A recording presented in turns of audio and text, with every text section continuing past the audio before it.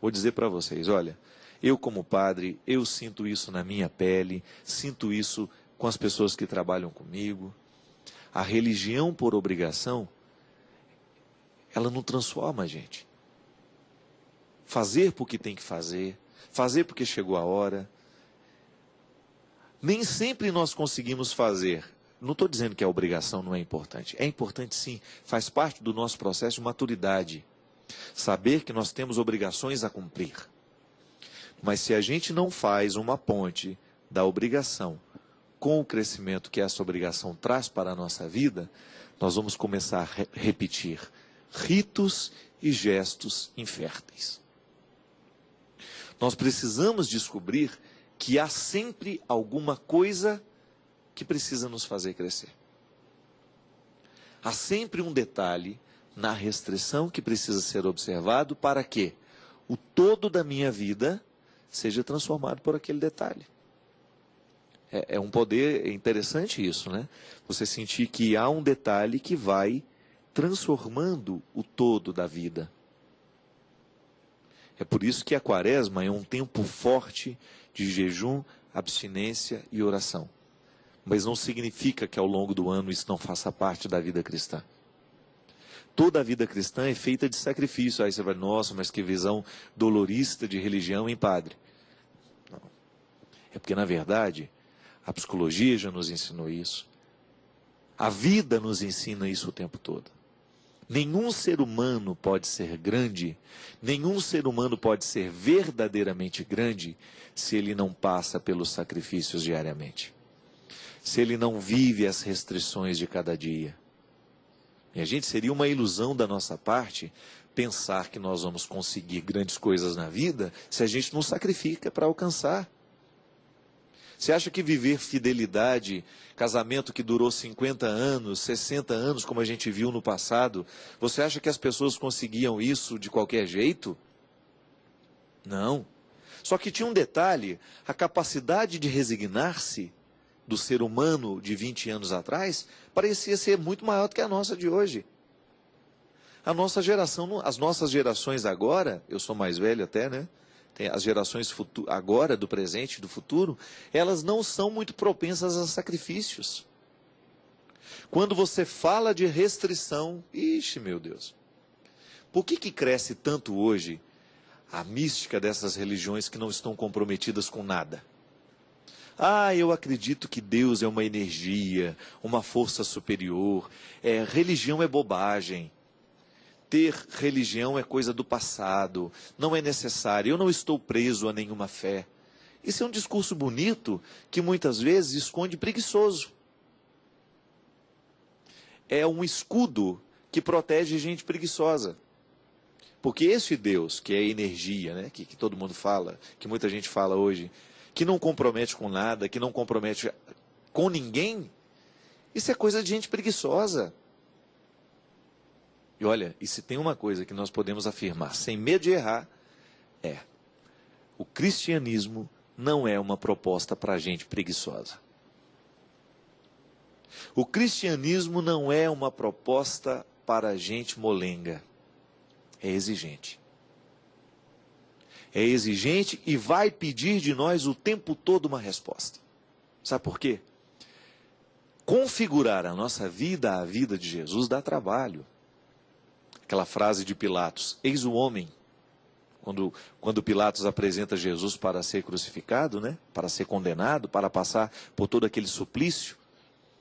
Eis o homem, ali existe uma verdade antropológica, que nós fazemos a leitura agora, né? A teologia faz uma leitura desta frase de Pilatos. Então em Jesus nós temos o modelo de humanidade. E quando a igreja nos propõe a conversão, e a quaresma é um tempo forte de conversão, a igreja está nos propondo isso. Olhem para Jesus, sejam como Ele. É o único caminho seguro de salvação. Olhar para Jesus, descobrir que Ele é o referencial daquilo que nós precisamos ser.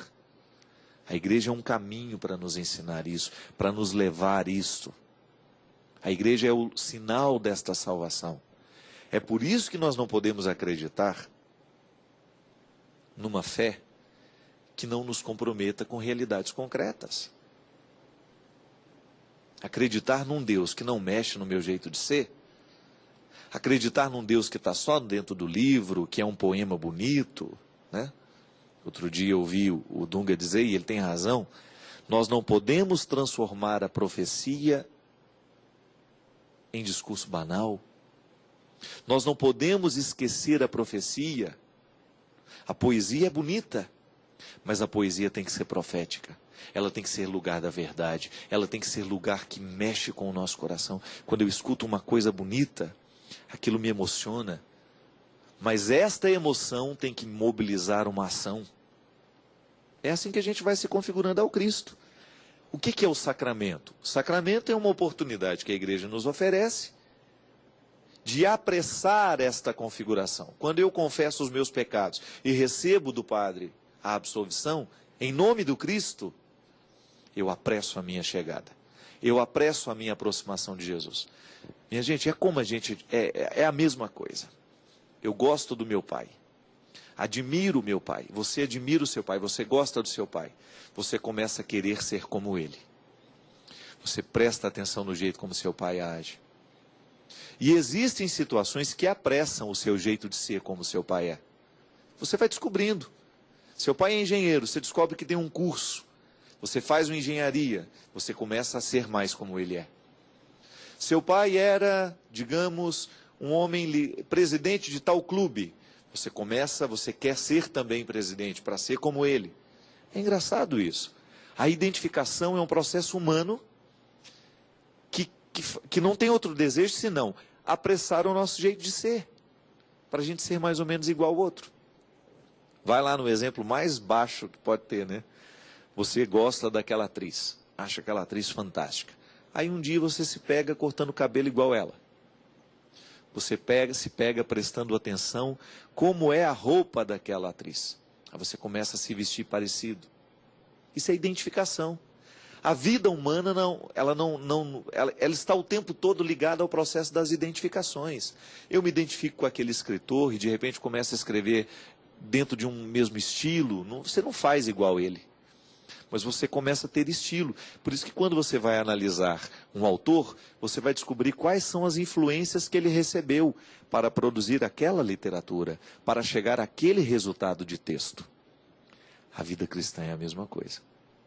Quando alguém olhar para a nossa vida, as pessoas precisam descobrir alguma coisa de Jesus ali. Porque senão significa que nós ainda não chegamos nem perto dele. É um processo para a vida inteira, não fica desanimado não, viu? Mas é preciso descobrir algumas coisas que apressem esse jeito de ser. Eu preciso apressar todos os dias o meu jeito de ser, para ser parecido com Jesus. Eu não tenho outro referencial. Por mais que eu admire as pessoas, por mais que eu admire os humanos que estão do meu lado, eu quero correr atrás de Jesus, eu quero ter o olhar dele, eu quero ter a simplicidade dele, eu quero ter a capacidade que ele tinha de amar. Eu sou cheio de defeitos. E toda vez que eu olho para os meus defeitos, eu sempre olho para esses defeitos, tendo como referencial a pessoa de Jesus. Porque ele não me desanima deles. Jesus me faz olhar para esses defeitos a partir de um olhar terapêutico, de correção. Então, padre, se você ainda não consegue ser como eu sou aí, com seu coração, porque você ainda guarda muito rancor, fica atento, para na hora que alguém lhe magoar, não demorar dentro de você tanto tempo essa mágoa. Porque eu não guardava rancores. É Jesus dizendo para mim. A minha experiência mística tem que me colocar o tempo todo nesse diálogo com Jesus.